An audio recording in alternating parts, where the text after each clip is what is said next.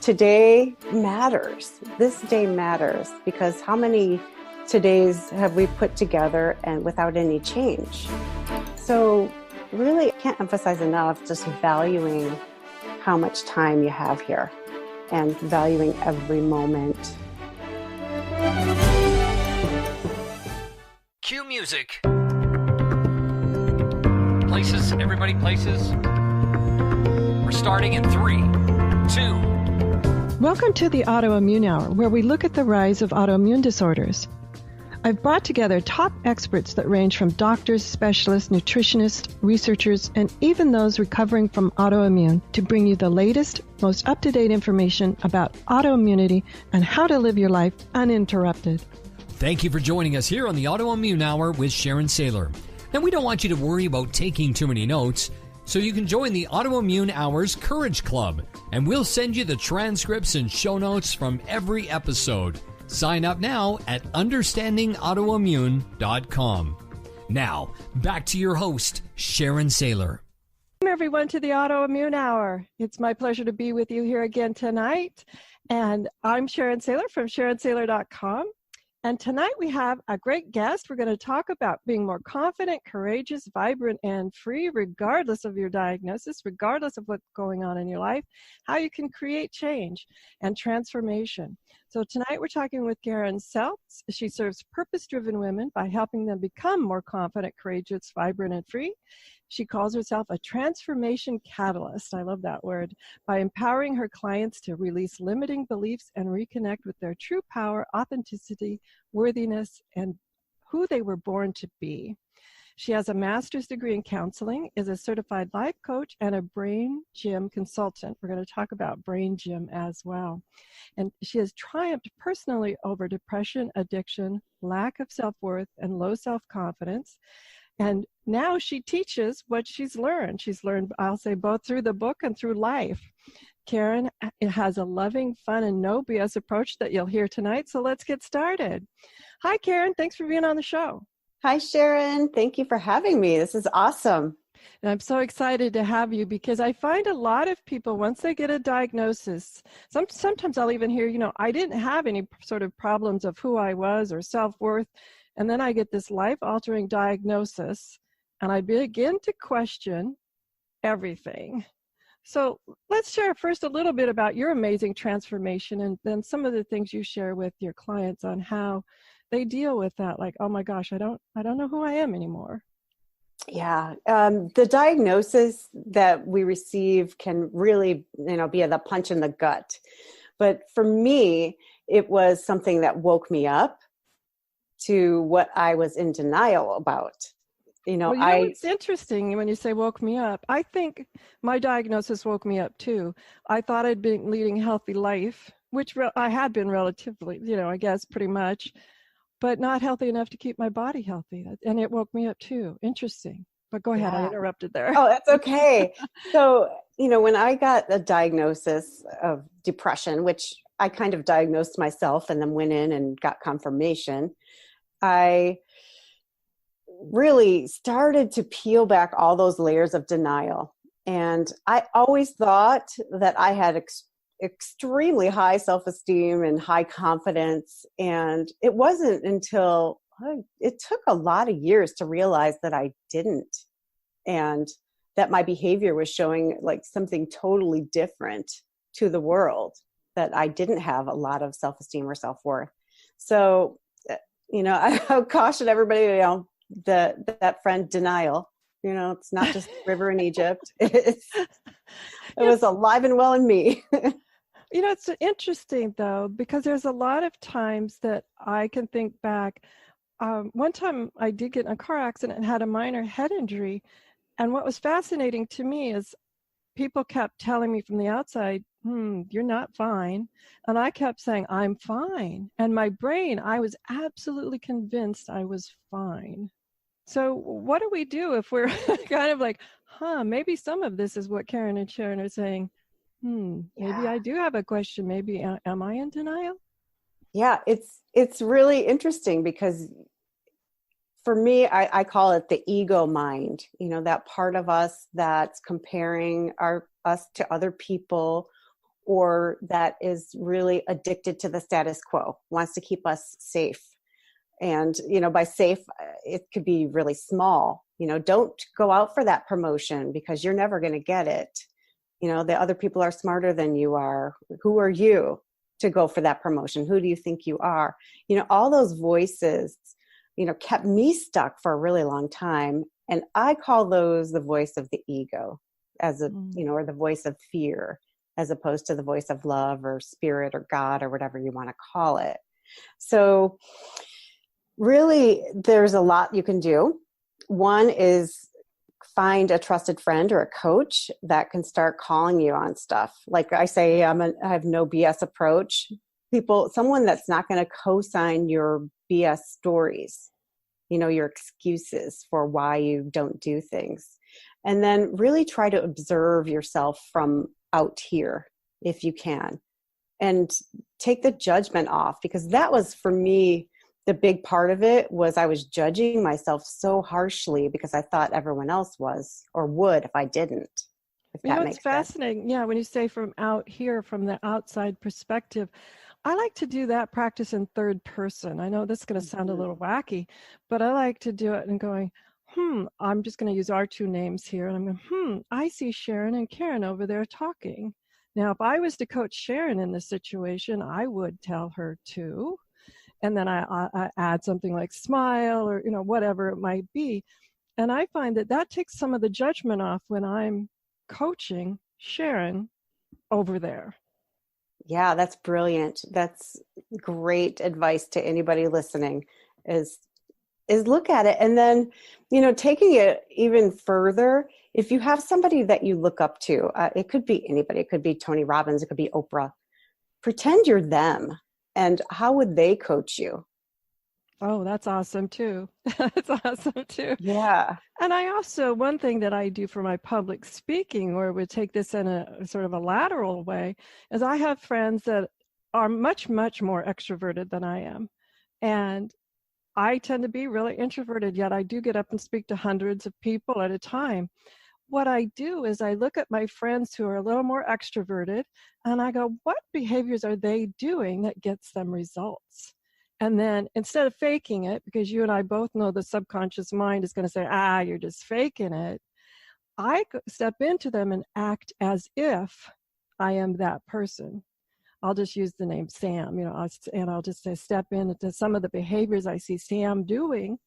And it's amazing how my body, my mind, everything believes it and acts as if I have all of the same skills that I admire about Sam. Yeah, language is so powerful, and it's just a simple reframe. And I have a big 12-step background, and that's what we do in the 6th and 7th step when we identify our character defects, and then we identify what their opposites are, the character assets, and we act as if we have them already. And it's such a big difference.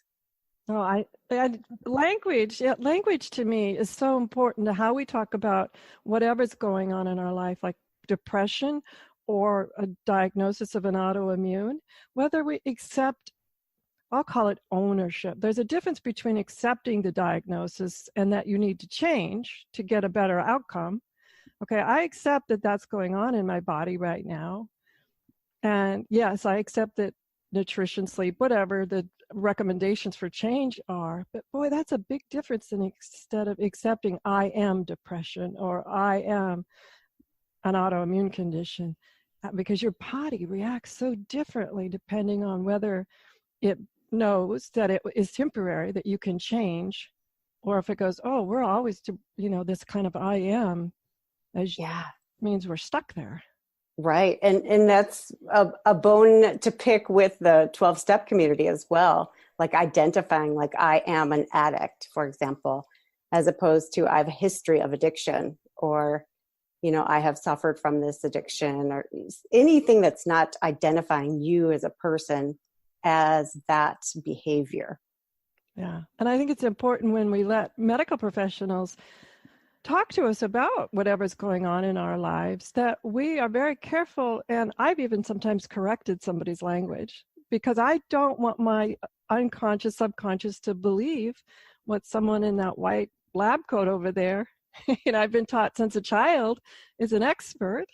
Mm-hmm. And I sometimes have even corrected them, and I'm saying, could you please use this language with me, because I don't identify that that's who my identity is. I agree that I have something going on in my body that needs to be cleared, changed, brought up to snuff, optimized, whatever it is. But it's interesting to me.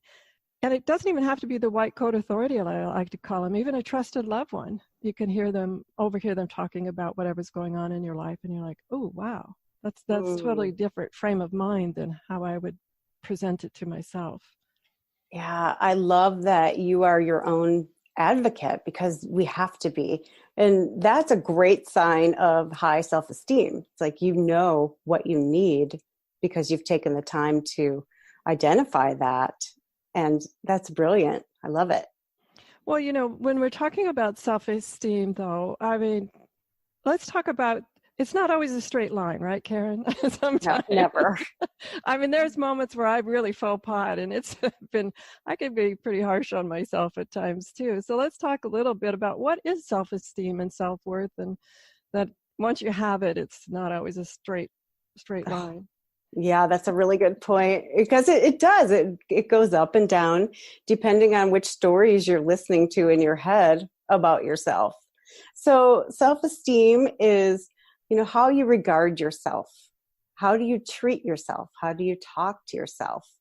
And somebody with high self-esteem all the time probably doesn't exist, but they would never say something like, I'm so stupid, or why did I do that? Just those little things that we catch ourselves saying, at least once we become conscious, we should be catching ourselves. Not to use that S word, the should word, but that's the goal, is to catch yourself in the act of saying good things or bad things about yourself, and to choose again. Absolutely. Make a different choice. We had Donna Blevins on, a couple of 2, 3, 4 weeks ago. I can't remember exactly, but she had this great idea about when you catch yourself saying something like that, is absolutely remind yourself that that's not true right away. Right? It's the minute you catch it, go either cancel that, or that's who I used to be, not anymore. Some sort of instant reframe, so your mind doesn't begin to believe, oh, hey, we're going back there. Right. No, that just a slip of the tongue. Cancel. Yeah. And always put something positive in its place. And, the work, Byron Katie. Yes, I love her work. Is that true? Like, well, no, it's not true. And it's just remembering, who we are at our core. And that's that part of us that never changes. It's that part that's brilliant and shining and perfect love.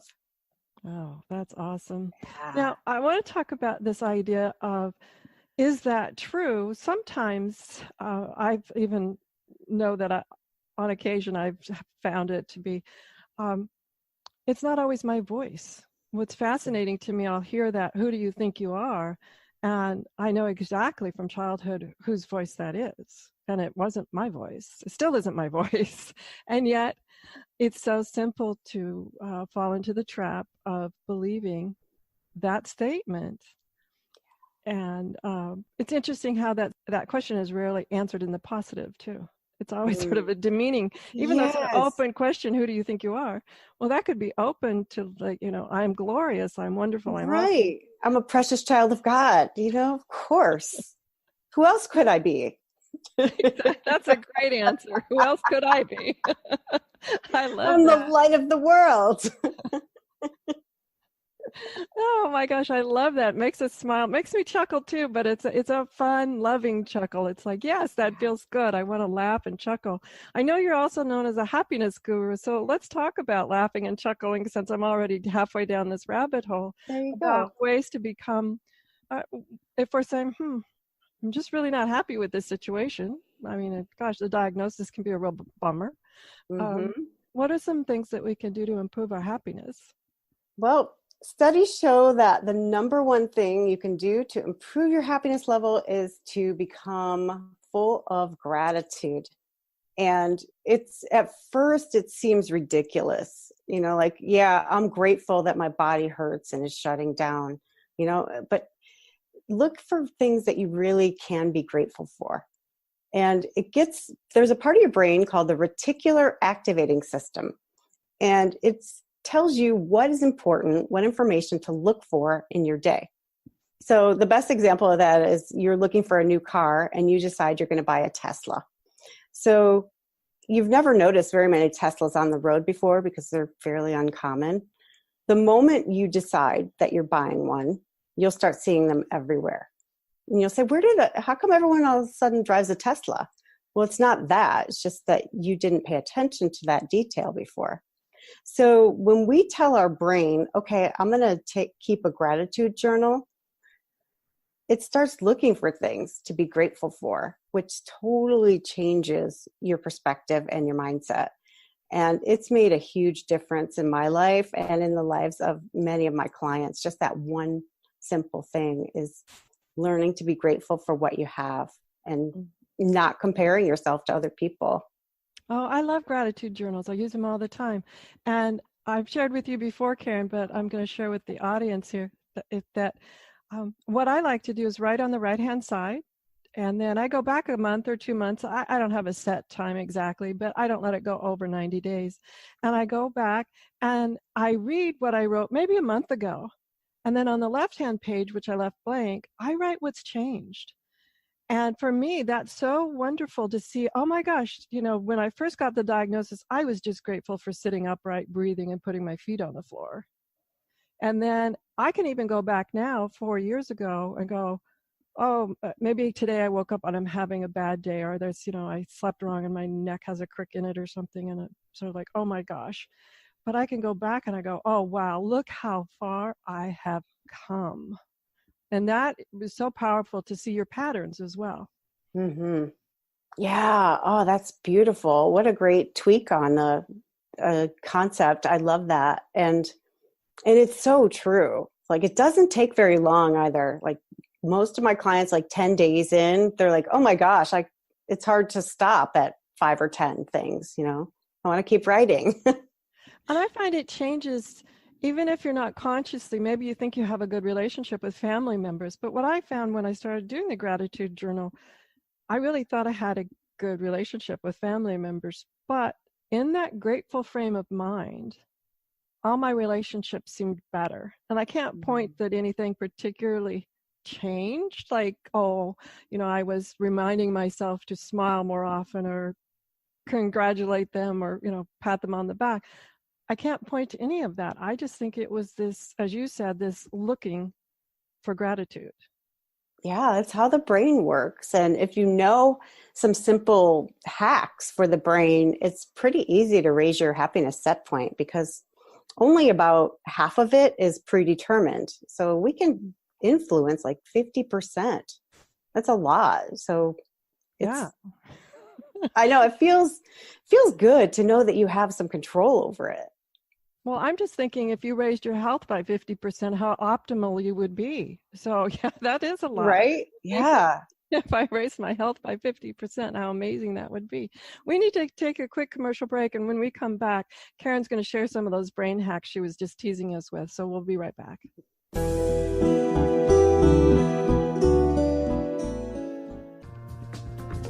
Life Interrupted Radio will return after these messages from our sponsors. It's great sponsors like these that keep this show coming to you every week. Be sure and stop by lifeinterruptedradio.com to learn more. Your conscious lifestyle on steroids. OMTimes Radio. IOM FM. Hello, I'm Lisa Berry. Join me every Monday at 1 p.m. Eastern Time for Light on Living. A chance to see new, hear different, and feel more as I shine the spotlight on all the ways to lighten the load of life's challenges. Light on Living is your link to that new way you're looking for, that new understanding that will enhance your life, and that positive connection that will support your growth. So join me and you'll gain insight and start to see things in a new way that motivates you. OMTimes Magazine is one of the leading online content providers of positivity, wellness, and personal empowerment. A philanthropic organization, Their net proceeds are funneled to support worldwide charity initiatives via Humanity Healing International. Through their commitment to creating community and providing conscious content, they aspire to uplift humanity on a global scale. OMTimes, co-creating a more conscious lifestyle. Listen and imagine.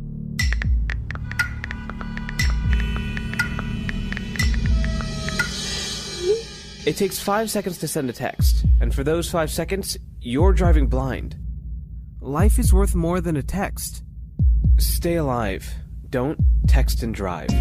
Visit StopTextStopWrecks.org, a message brought to you by the National Highway Traffic Safety Administration, Project Yellow Light, Noise, and the Ad Council. Hi, this is Sharon, and of course you know me from here on the Autoimmune Hour. Maybe you don't know I'm also an author. My latest book is for kids. It's Pinky Chenille and the Rainbow Hunters, a winner of a 5-star Reader's Favorite review. It's perfect for your early reader and a great bedtime story for your young adventurers. Check it out over at pinkychenille.com. That's PinkyChenille.com. See you there.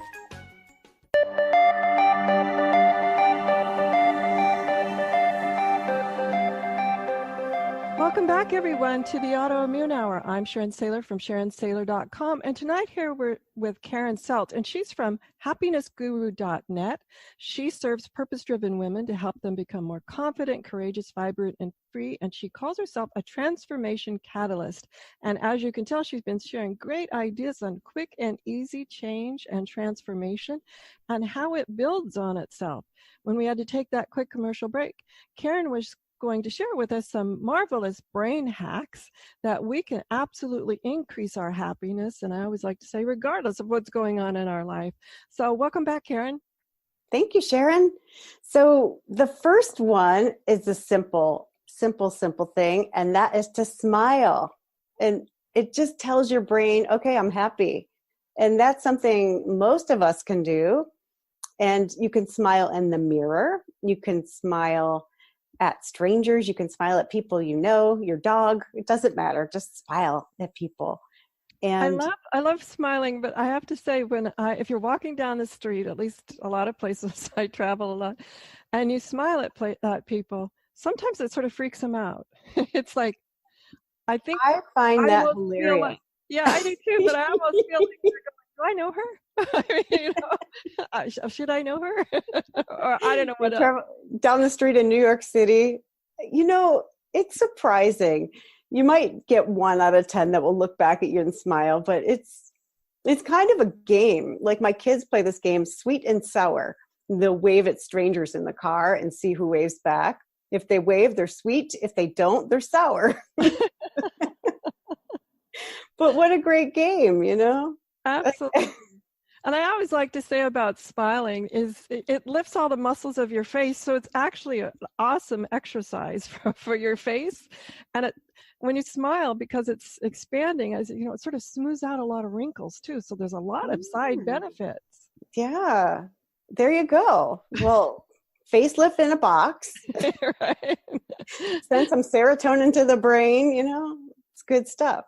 Okay, so what's another quick brain hack? Smile's easy. That's quick and easy. That's super easy. All right, so one of the things that I love is Brain Gym. And we promised to talk about it.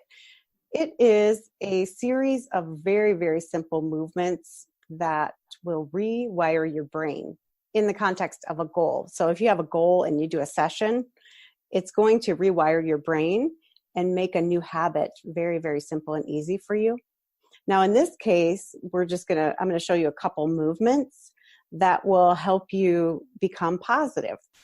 Like if you're in a foul state of mind, you can do a couple movements, and I will explain them for the people that are listening. So the first one is called positive points, and they're on your forehead, halfway between the eyebrows and the natural hairline. You're going to take 2 to 3 fingers and place them right above your pupils and just really gently touch those points. And if you're really conscious, you may start to feel a little pulse there. And sometimes it's uneven in the beginning. and then it will even out after a few seconds of doing this. These are neurovascular holding points, and it is nearly impossible. I'm not going to say impossible because there'll be one of you that try it and say, nope. It's nearly impossible to hold a negative thought while in this position. So it's really, really powerful, and it's physiologically based. I actually find it almost impossible to hold a thought. I know that sounds weird, but Wow. I'm like going like, okay, it just seems that it's very clearing. I don't know It is why. very clearing. It's very clearing. So you want to do that for 30 to 60 seconds. And then your brain, it clears out the fog and it lifts the heavy stuff, you know, and if you have any negativity going on, it's really quick. Also good if something stressful happens, like you almost get into an accident, if you can pull over and do that, or the next position I'm going to show you. So I'm going to show you from the waist up. So first, you're going to want to cross your ankles over each other. Does it matter which way, like left over right? It doesn't. Over left? Does not matter. Okay. And then take your arms in front with your thumbs facing downward, and then cross your hands, intertwine your fingers, and then fold them into your heart. So, yeah, it feels instantly good. If you can't do this for some reason, if it hurts your wrists, just go in vampire position. So just take your hands like you're a corpse. Vampire position. Oh, I Cross like them. the corpse position, the calla lily corpse position, maybe, if people don't know what the vampire position is. So you can do that. So you just cross your hands over your chest, and that works as well. But what we're doing, I'll explain in a second. So the other thing is you want to bring your tongue up to the roof of your mouth, just behind your upper teeth as you inhale. So it looks like this, but you're going to have your mouth closed. Mm-hmm. And then as you exhale, bring your tongue down behind your bottom teeth, or where it normally goes. So funny, I've never thought about where my tongue is. So I had to think, like, where does it normally go? Yeah, you just want to drop it down as you exhale. So as you breathe in, you're going to bring your tongue up to the roof of your mouth, just behind your upper teeth. And as you breathe out, just relax your tongue down. And if you want to deepen the relaxation, you're welcome to close your eyes. And I'll explain what's happening. So 12 of the body's 14 meridians begin or end in the fingers and toes.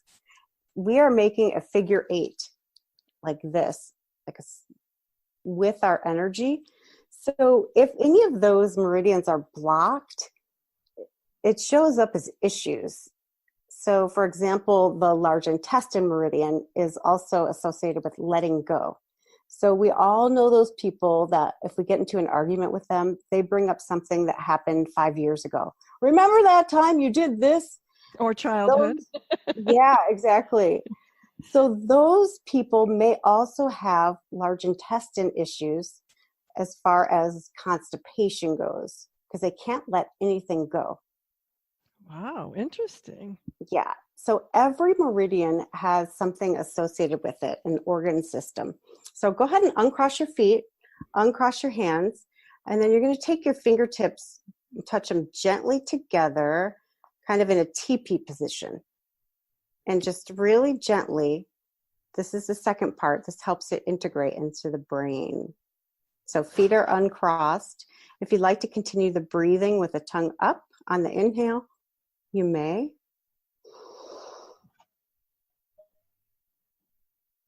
So the tongue is connecting the other 2 meridians of the body, which is interesting. The governing meridian and the central meridian. One goes up starting kind of in the crotch really, and it goes up to just below your lip, your bottom lip. And the other one starts in the same place, but it goes up the back of your body and it ends right above your upper lip.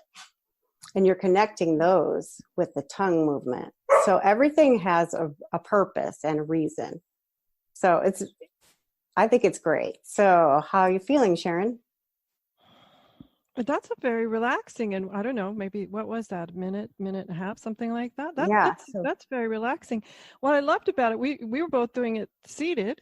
Is it okay to do it maybe prone or yes. standing? Does it really So matter? if you want to do it lying down, for example, if I can't sleep at night, I go into that position.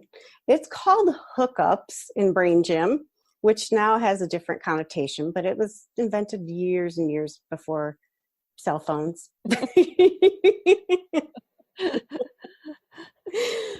If you do it lying down, it's best to put some pillows under your elbows because your arms will get kind of tired. Oh, So I see. position your elbows up a little bit. It's more comfortable. You can also do it standing. You can also do it on an airplane, anywhere you are. I've actually prevented anxiety attacks from coming on. Right. No, I'm thinking about how many times, when you said flying, I'm thinking how many times there have been moments where I get these, I'll call them flushes of anxiety. I've learned to walk myself back off the edge, but this seems like I feel quite relaxed now. It seems like a better practice than just talking myself back off the edge. Yeah, because it's physiological and it's immediate. Oh, wow. And that's great. anxiety is a physiological response to a perceived threat. It's generally not real, but it could be. So, yeah, it's just calming the fear response. And also what it does, when we go into a fight or flight type situation and response with our bodies, the brain shuts off blood flow to your prefrontal cortex, which is where your choice is located. So when we go into those reactions with our bodies, we have no choice how to respond to any situation. So this puts us back in choice. We think we do. Yeah. But you ever get like that, like where you're just frozen? Right. And you can't hold a thought? If you get in that position, you should be able to restore blood flow to your prefrontal cortex, and then you have choice again. It's nice. Great. I'm thinking that it's great, but it also, if in certain situations, it's in moments of what I'll call chaos, it's not the most, I won't say elegant's not the right word, it's not the most balanced position, if I'm saying, with my ankles crossed and my arms sort of wound around each other, but it sure worked fast. I would say within a minute, I was feeling a lot of parts on me that were a bit stressed were feeling quite relaxed. Right. Yeah. There's also an alternate version where you cross your arms like this. So in front of you, if you have your arms straight out and you cross them at the wrists, and then you cross one leg over the other. I'm going to lift my foot up. So with my left arm, I'm going to grab my right toe. And then with my right arm, I'm going to put it on my left shin. So that is still making that figure 8, but it's crossed over my leg. Oh my goodness. So, highly flexible, everyone. That looks like a... But, I'm sitting down doing it now. You can't see it. Right. I can move the camera down. There. Yeah. Right. And so, well, you could actually do that sitting and just bring your your left ankle up to your right knee and prop it there. Mm-hmm. and begin to make the figure 8 that way. I get it. That one does seem a little bit simpler in certain situations. Yeah, it's much more simple, but it's a lot more difficult to demonstrate. Yeah, definitely on video. on explaining it on audio. Yes. If you're even can't follow along on the audio, pop over to YouTube, Understanding Autoimmune, and check out the video of it too, because some of these moves, as we try to describe them, you're like, I can't quite picture that. But anyway, that's awesome, because I am feeling much more relaxed. And yeah, my brain is thinking faster. I know that sounds weird, but I can tell that the questions are coming faster and the responses are coming faster. And that didn't take any time at all. And the other thing is, when we are stressed, our non-dominant hemisphere of the brain shuts off. Like, we can't access it. So most women are right-brained, so it's more creative and more emotional. And most men are left-brained, which is logical. Things need to make sense. So if they're in a conflict and it's getting heated, they're missing each other because the woman's coming from this emotional place. Men can't access their emotions. They're stuck in logic and nothing gets accomplished. So if everyone just sits in hookups for a minute or the variation, then you can have a conversation instead of just reactions. I even love the word, hey, honey, let's hook up. Anyway, okay, well, we'll keep this show family oriented here, but that could change the mood quick too. So well, we're just, so that's two great ones. You have like a third one that you share with people for coming back into happiness? Let's see. So there's so many. Here's one. Keep a list of things that bring you joy. And anytime you start to feel like crappy or, just even average, go to that list and do something on it. So it could be making brownies and taking them to your neighbor. Usually doing something for someone else that's unexpected will lighten your, bring your mood up, elevate it. Oh, I love that. I love the things that bring you joy. Years ago, when I was feeling pretty low at a low point in my life, my friends took me to a talk. It was a Buddhist talk. And I remember the expert there saying the one thing about people is we practice everything except joy. And his comments were all based on, why is that? You're taught to practice your job and become an expert in that. You're practice music, piano, whatever it would be. But he says, we never just take time just to practice joy. That is always set in my mind, like, yep, what are you doing today? I'm just practicing joy today. Yeah. And even setting an intention every morning, like today I choose to be happy. It's just so simple. Set an intention and you'll be surprised. That reticular activating system is going to do everything it can to make sure you experience that. I love that. And that brought to mind a thing that happens that sometimes when you get cut off in traffic, there's this moment where, certain things, you're no longer joyful all of a sudden. At least I'm not, when someone cuts me off in traffic. And here again, a mentor told me one time to say, I choose to let them be 5 seconds ahead of me because that's where I'm supposed to be. And I was like, yeah, I like to make those, I choose to be happy. I choose to let them be 5 seconds in front of me. And It was really a nice reframe of just, okay, instead of getting angry and whatever, it's just, yes, I choose to let them be 5 seconds in front of me. And to me, my brain was going 5 seconds, no big deal. I think if I had said I choose to let them be an hour, maybe my competitive streak might have, jumped in there. But there was just some nice reframe about I choose to let them be 5 seconds ahead of me was pretty amazing. That's nice. I have to say, I don't even notice people cutting me off anymore. And as you say that, maybe I drive too quickly. Either that, you're just choosing to be happy. It's so ingrained in you, you don't even notice it. I don't know. I really don't notice that. That doesn't ever happen to me. I don't know.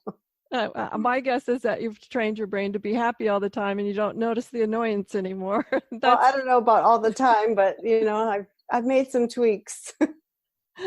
We're up against our second commercial break here. We're going to take that and we'll come back with Karen and find out some more great transformation about releasing limiting beliefs and ways to reconnect. So we'll be right back.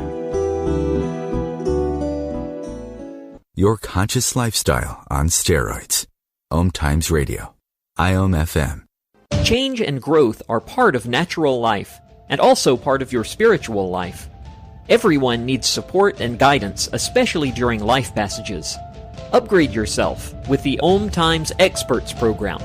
With OMTimes Experts, you have access to the best intuitive coaches, spiritual teachers, counselors, astrologists, and oracles. Our team was carefully selected so you can trust. Find out more at experts.omtimes.com. Grab a cup of tea or a glass of wine and tune in for Inspired Conversations with publisher Linda Joy on Tuesdays at 2 p.m. Eastern. Linda creates sacred space for leading female luminaries, empowering authors, heart-centered female entrepreneurs, coaches, and healers. A soulful venue where guests openly share the fears and obstacles they've overcome, wisdom and lessons learned, and the personal journey that led them to the transformational work they do in the world. Inspired Conversations to empower you on your path to authentic, soulful living. Research shows we apologize up to 10 times a day, and most of the time, we say sorry as a response to someone else's mistake. What if we thanked people instead of all that unnecessary apologizing? So instead of saying, sorry, I'm rambling, you say, thank you for listening. Join us at projectforgive.com, a free, non-religious resource on global forgiveness. Hi, this is Sharon, and of course you know me from here on the Autoimmune Hour. Maybe you don't know I'm also an author. My latest book is for kids. It's Pinky Chenille and the Rainbow Hunters, a winner of a 5-star Reader's Favorite review. It's perfect for your early reader and a great bedtime story for your young adventurers. Check it out over at pinkychenille.com. That's PinkyChenille.com. See you there. Welcome back, everyone, to the Autoimmune Hour. I'm Sharon Saylor from SharonSaylor.com, and here tonight we're with Karen Seltz, and she serves purpose-driven women by helping them become more confident, courageous, vibrant, and free. She's a transformation catalyst, and she's been sharing with us all great little hacks, great ways to quickly and easily change what's going on in our brain. And she's also a brain gym consultant and a certified life coach. And now I want to get into this idea of releasing limiting beliefs. We've talked a little bit about the voices in our head and ways to relax and become more authentic in our own true belief of who we really are, I'll say our core self. But, you know, sometimes limiting beliefs don't have to be about our core self. They can be about, you know, I'm thinking even about like food. We can have limiting beliefs. We can have all those sorts of things. How do you help people uncover what their limiting beliefs are? I've often found that it takes someone else pointing it out to me, and I'm like, I wasn't even aware I believed that. There are lists that we get to make, and they start with, you know, what are the things we tell ourselves about ourselves? Like, what can we do? What do we think we can do? What do we think we can't do? That's the big thing. I get into really diving deep into what people want. Like, what do you want for yourself in the next 12 months? What would make this the best year of your life? And what are the things that are going to prevent you from doing that? And that's where you get all those little things, you know, start to come in. People know usually, like, oh, it'll be my lack of self-confidence or my lack of motivation, and those tend to be stories. They're not real, but they have, you know, manifested themselves in our lives and become our history and our story up until this point. So that's one way. The other thing is beliefs that we hold about the world. Life is supposed to be fair. Money doesn't grow on trees, things like that. And how many of those stories can we uproot? When you're concentrating on this, it's good to keep a little notebook near you. And when they come up, when you see yourself have a reaction to something, you just write it down really fast, like, oh, there's another one, and, you know, be happy. You know, it's like you're a detective and you're on this quest to find out what's exactly in there. What's your operating system? And then we can go through the process of starting to question those and to disprove them. So what would be an exercise for you to disprove something that you've believed about yourself? And then we just come up with a plan. So Sharon, for example, what's something you want to do in the next 12 months? there's a particular trip I want to take, but I don't know if that's a limiting belief. Let's see. I just haven't gotten around to doing that. See, I'm trying to go through the difference between procrastination and limiting beliefs. They must be related, right? They're good friends. Usually if you're procrastinating, there's a limiting belief under there. Yes, and that's what I'm thinking as I'm thinking, why haven't I gotten around to doing that? Or it's just not important to you. True, that's true. I mean, there's a whole bunch of stuff. I mean, we can get into what are your values. Right. Is traveling one of your top priorities or values? Oh, I travel all the time. I think for me, travel's gotten to the point where it's a fact of life more than a value. At first, I used to love to travel just for the sake of travel, but now that you travel so much, I can't say that's true for me.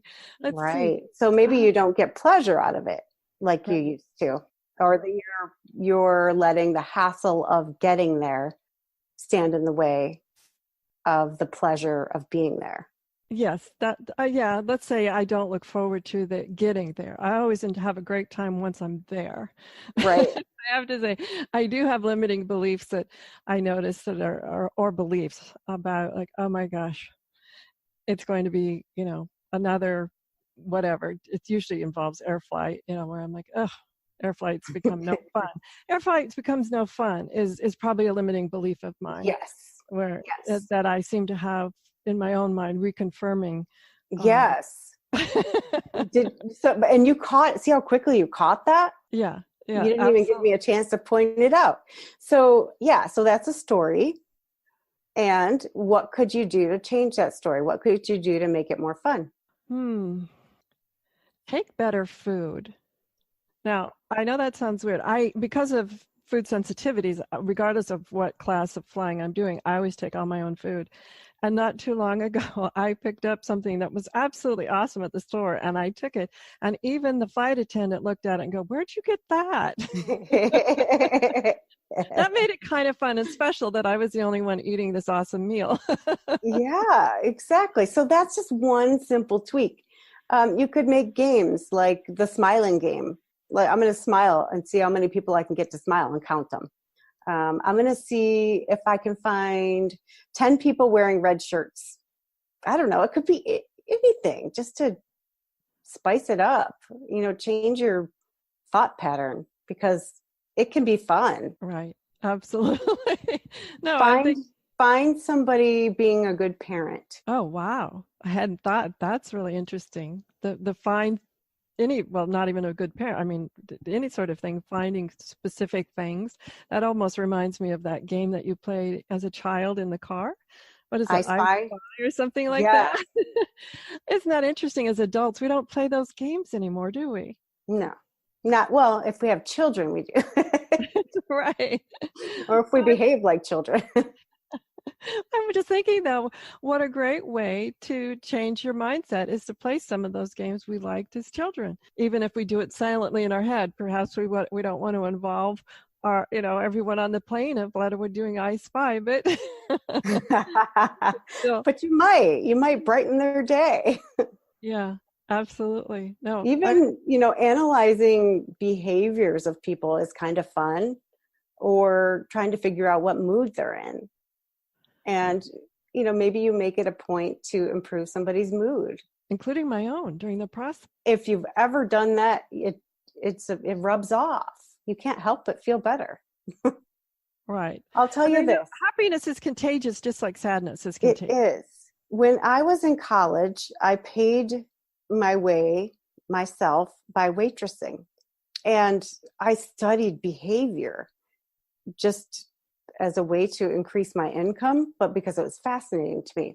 So my goal was always to size up my table, size up the people there, and see what I thought they would respond to. And then I would change myself like a chameleon to be whatever they wanted and to improve their mood.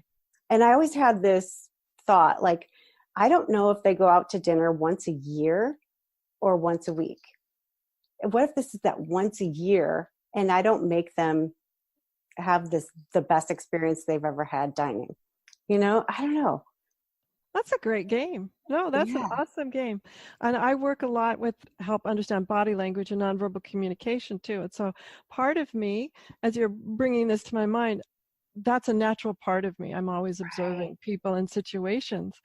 But it's fascinating to actually put it into play of this what if game. What if I smiled? Oh, well, that was interesting. Didn't expect that response, or that was a good response, whatever it is. And sort of play this what if game would be a fascinating game on a plane to see if you could just change the entire energy of the plane. Because one thing I noticed about, I might be in a pretty good mood, but after being on the plane, it's almost as if sort of this, oh my goodness, thought of flying isn't fun, isn't just my thought, but maybe it's sort of the contagion of the plane. Yeah. And playing the game of what if I could change that. Well, that's fascinating. Oh my gosh. And even, taking the perspective of a child, think about flying for the first time. It was fascinating. I mean, I flew as a child and I wanted to see all the instruments in the cockpit and look at the clouds, they're puffy. And, if you look at things with curiosity, you're going to see a lot more and it'll be more interesting and definitely more fun. Oh my gosh, look at things with curiosity. I can't believe it, Karen. We're down to just the last 5 minutes. What final tips do you have? And then share with us how everyone can get a hold of you. Really, it starts with setting an intention. What do you want? How do you want to show up in the world? How do you want to be? How do you want your life? Because this is it. This is our life. And today matters. This day matters because how many todays have we put together and without any change? So really, I can't emphasize enough just valuing how much time you have here and valuing every moment and being grateful for it because, not everybody has what you have. And so it's just important, to be grateful and to value what you have. And then, really paying attention to what stories you're telling yourself and doing it with lightness and fun, like the detective we talked about, like, oh, what can I uncover today? And, oh, look what I did there. Or look what Karen did there. Like putting it in the third person, like Sharon mentioned, it's really a nice way of doing it.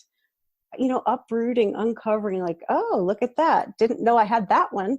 And just having fun with it. And then anytime you catch yourself in some negative spin, put a positive in its place. And that helps a ton. And when you are sad, embrace it. Don't push it away. You can journal, you can cry, you can call a friend. But the quicker you decide to embrace those feelings, because they're not going to kill you. I know I used to think they would, but if I give myself a good cry, for 5 or 10 minutes, it's amazing how it just like washes through. And then I have this sense of calm. So allow yourself the opportunity to process those feelings and don't do it alone. You can process your feelings and then call somebody and process your feelings, but you don't have to do anything alone. And if you want to reach me, you can do so at happinessguru.net. And that's where I am. And I also have an online show called Mind, Body, Spirit, Synchronicity. And that's at mindbodyspiritsynchronicity.com. Fantastic. It's an awesome, awesome show, guys. Check it out. I absolutely love it and listen to it. Plus, Karen, you've got a 30-minute breakthrough session for us as a great gift. Do you want to talk about that a little bit? Absolutely.